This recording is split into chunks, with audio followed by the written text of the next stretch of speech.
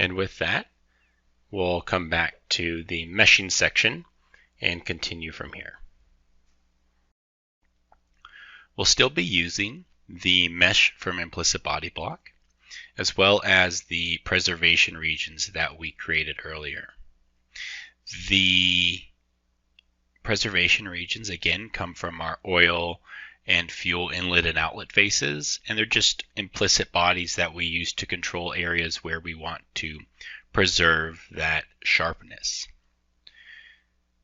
We'll leave the sharpen iterations at 1 for now. We might increase this to 2 or 3 depending on how well those edges are preserved.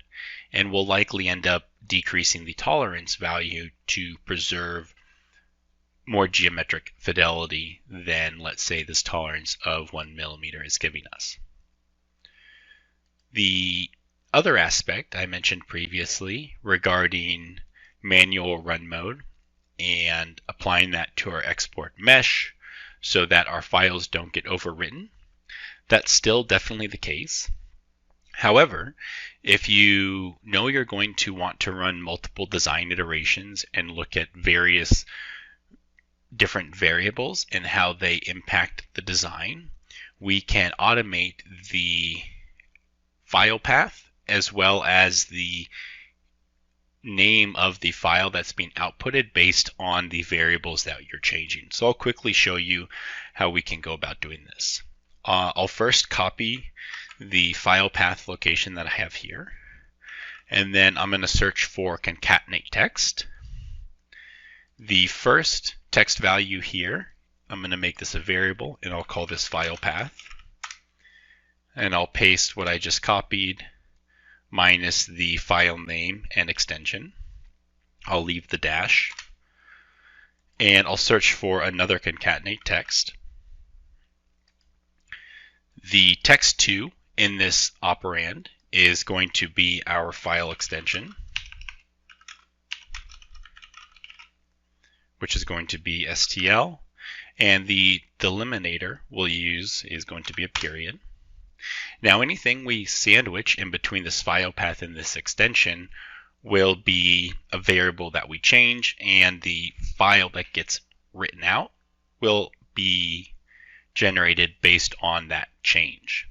So for instance, I'll add one more concatenate text, and we would just continue to nest these within each other as we expand upon the variables that we want to explore.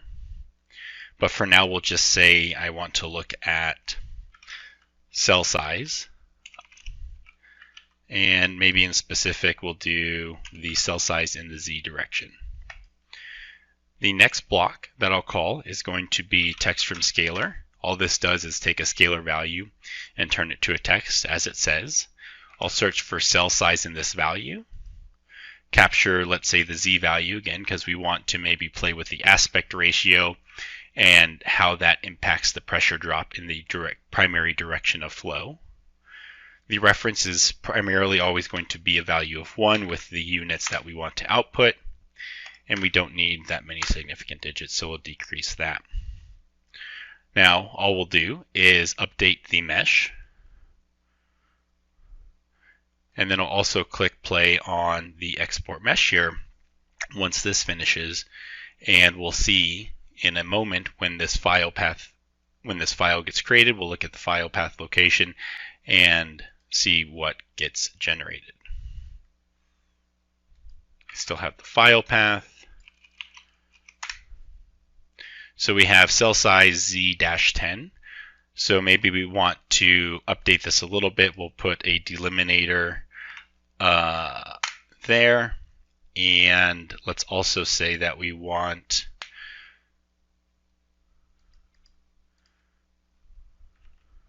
to do dash millimeters. We'll update this. Check what that file looks like. So cell size Z millimeters 10. Again, you would just continue to nest these concatenate text blocks within each other to add on different variables. So we might make this a variable and call this cell size Z. we would remove this cell size from this concatenate text. We would add another one. So we would put cell size in here and add a new one, which could be our unit cell type, etc. And each time a file or a variable gets changed, the mesh is performed, the file will ultimately get updated. Control Z, and I'll leave it like this for now.